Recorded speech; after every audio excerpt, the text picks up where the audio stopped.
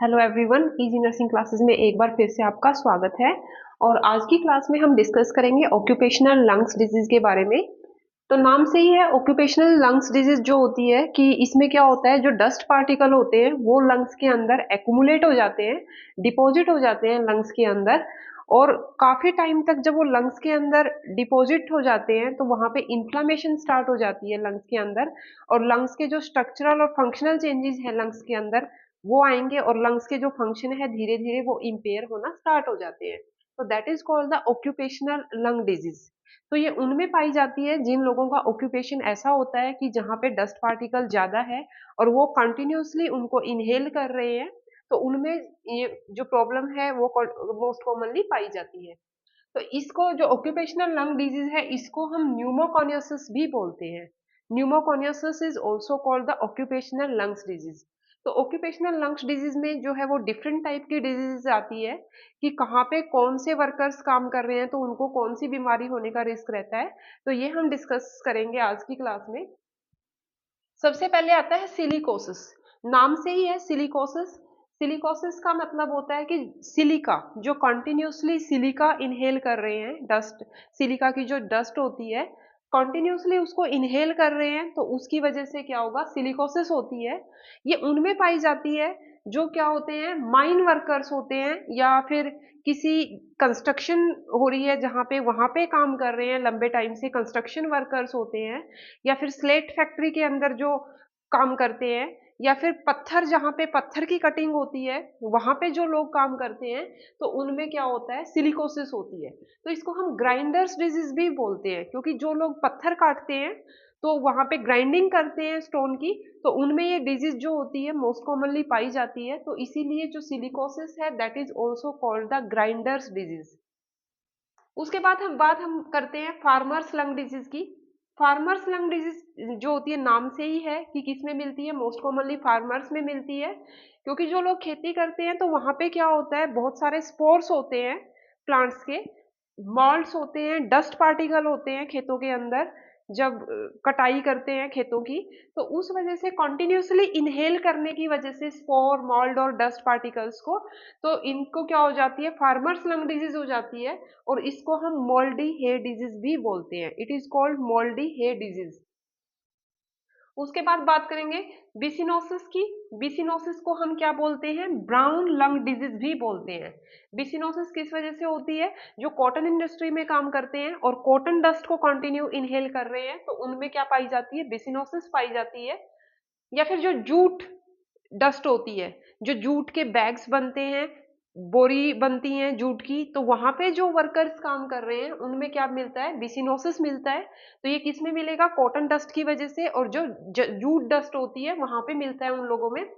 तो brown lung disease भी बोलते हैं हम इसको।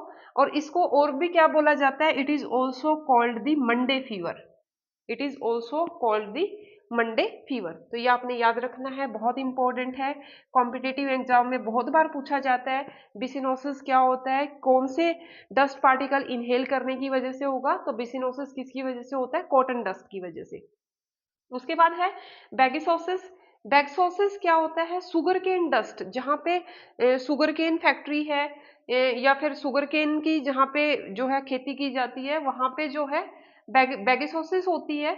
या फिर जो पेपर डस्ट होती है, या फिर पेपर फैक्ट्री में जो वर्कर्स काम कर रहे हैं उनके अंदर क्या मिलती है, बैगिसोसिस मिलती है। उनके लंग्स के अंदर सुगर केन डस्ट और पेपर डस्ट जो है एक्यूमुलेट हो जाती है, डिपॉजिट हो जाती है कंटिन्यूसली, और दैट इज कॉल्ड द बैगिसोसिस। तो यहाँ पे आपने इन दोनों में कंफ्यूजन होता है, बिसिनोसिस और बैगनोसिस में। तो जब हम क्वेश्चन अटेम्प्ट करते हैं तो यहाँ पे बड़ा कंफ्यूजन होता है। तो आपने क्या याद रखना है, सुगर केन में क्या आता है, जी आता है, और बैगिनोसिस में भी क्या आता है, जी आता है। तो बैगिनोसिस क्या बैगनोसिस कहाँ पे होगा, ये सुगर केन डस्ट की वजह से होगा, इसमें भी जी आ रहा है। उसके बाद वो है सिड्रोसिस। सिड्रोसिस किसकी वजह से होगा, आयरन डस्ट की वजह से होता है। जो आयरन फैक्ट्री में काम करते हैं तो वहां पे सिड्रोसिस होती है। या फिर सिल्वर पॉलिशिंग की वजह से होता है। सिल्वर पॉलिशिंग कहाँ होती है, ज्वेलर की शॉप पे होती है। तो इसीलिए जो सिड्रोसिस होती है इसको हम ज्वेलर्स डिजीज भी बोलते हैं, ज्वेलर्स डिजीज। उसके बाद है एंथ्रेकोसिस। एंथ्रेकोसिस कहाँ पे होती है? कार्बन डस्ट की वजह से होती है एंथ्रेकोसिस, कार्बन डस्ट की वजह से। ठीक है, एंथ्रेकोसिस हम क्या बोलते हैं, जैसे कि एंथ्रेकोसिस जो होती है वो कोल डस्ट की वजह से भी होती है या कार्बन डस्ट की वजह से भी होती है। तो कार्बन डस्ट अलग होती है, कोल डस्ट अलग होती है। अगर कार्बन डस्ट की वजह से हो रही है तो एंथ्रेकोसिस बोलते हैं, और यहाँ पे अगर कोल डस्ट की वजह से हो रही है तो उसको एंथ्रेकोसिस के साथ साथ हम क्या बोलेंगे, ब्लैक लंग डिजीज भी बोलते हैं। ठीक है, अगर सिर्फ कार्बन डस्ट की वजह से हो रही है तो दैट इज कॉल्ड एंथ्रेकोसिस, और अगर कोल डस्ट की वजह से हो रही है तो it is called the black lung disease, anthracosis with black lung disease. उसके बाद है सीलोफिलर डिजीज। जो सीलोफिलर डिजीज होती है ये कहाँ पे होती है? जहाँ पे जो होता है पशुओं के लिए जो भूसा होता है वो इकट्ठा किया जाता है, तो वहां पे क्या होता है, कॉन्टिन्यूसली उसको इकट्ठा करने की वजह से वहां पे नाइट्रस ऑक्साइड जो है वो बननी स्टार्ट हो जाती है। जो चारागाह होते हैं वहां पे कॉन्टिन्यूसली जो चारा होता है इतना सारा, तो उसमें क्या होता है, सड़ने की वजह से नाइट्रस ऑक्साइड वहां से निकलनी शुरू हो जाती है, और वो नाइट्रस ऑक्साइड क्या होती है, लंग्स में जो है वो डिपॉजिट होना स्टार्ट हो जाती है। तो इस डिजीज को हम क्या बोलते हैं, that is called the silo filler disease. उसके बाद है कैप्लन सिंड्रोम। कैप्लन सिंड्रोम किसमें होता है? कोई पर्सन है जिसको रूमेटॉइड अर्थराइटिस है, और वो पर्सन कोल या सिलिका डस्ट के अंदर अगर काम कर रहा है तो उसके अंदर क्या होता है, कैप्लन सिंड्रोम उसके अंदर हो जाता है। क्योंकि रूमेटिक अर्थराइटिस का पेशेंट है तो कॉन्टिन्यूसली कोल और सिलिका जो होते हैं वो लंग्स में डिपॉजिट हो जाते हैं, तो that condition is called the Kaplan syndrome. उसके बाद है हनीकॉम सिंड्रोम। जो हनीकॉम लंग होते हैं ये एल्यूमिनियम की वजह से होते हैं, एल्यूमिनियम पार्टिकल के डिपॉजिट होने की वजह से होते हैं, और इनको हम क्या बोलते हैं, एल्यूमिनोसिस भी बोलते हैं। ठीक है, इसको सेवर्स डिजीज भी बोला जाता है, और इसमें जो लंग्स होते हैं उनकी जो अपीयरेंस होती है डिपॉजिट होने से एल्यूमिनियम के, हनीकॉम लाइक अपीयरेंस हो जाती है। जैसे हनी का जो होता है वो होता है, हनी का जैसे हाउस होता है उसी की तरह से अपीयरेंस होगी लंग्स की, तो इसीलिए इसको हनी कॉम लंग्स भी हम बोलते हैं। उसके बाद आती है एस्बेस्टोसिस। एस्बेस्टोसिस किसमें होती है? जो सीमेंट फैक्ट्री में वर्कर्स काम करते हैं उनमें क्या मिलती है, एस्बेस्टोसिस मिलेगी कॉन्टिन्यूसली अगर सीमेंट फैक्ट्री में काम कर रहे हैं। तो ये ऑक्यूपेशनल लंग्स डिजीज है, और बहुत ही इंपॉर्टेंट है। एक क्वेश्चन जो होता है ऑक्यूपेशनल लंग डिजीज से हर कॉम्पिटेटिव एग्जाम में पूछा जाता है, तो आपने ये जितनी भी लंग्स डिजीज है ये आपने याद रखनी है कि किसकी वजह से क्या होगा।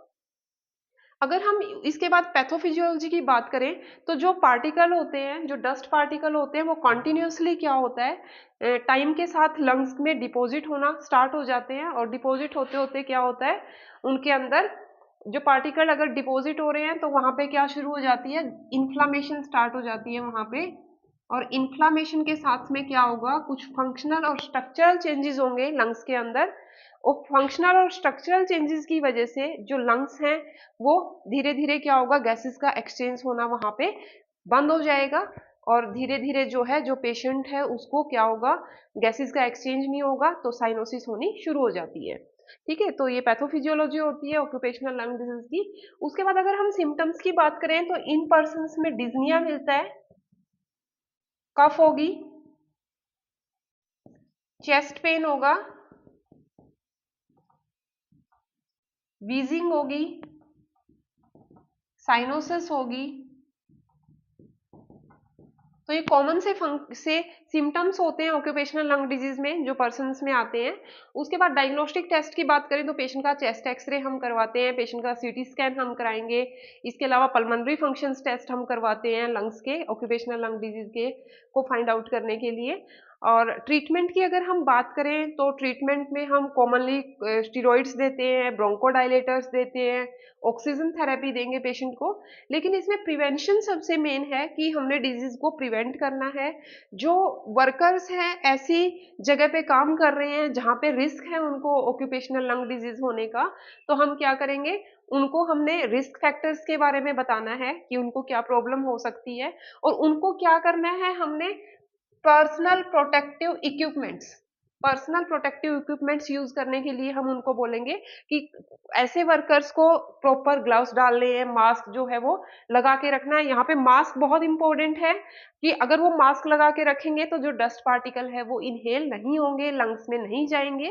तो हमने यहाँ पे क्या करना है, उनको पर्सनल प्रोटेक्टिव इक्विपमेंट्स जो है वो अवेलेबल करवाने हैं, उनकी मॉनिटरिंग करनी है, टाइम टू टाइम उनका मेडिकल चेकअप करना है, उनकी ट्रेनिंग्स करनी है, उनको रिस्क फैक्टर्स के बारे में बताना है ऑक्यूपेशनल लंग डिजीज के कि क्या-क्या डिजीज उनको हो सकती है यहाँ पे।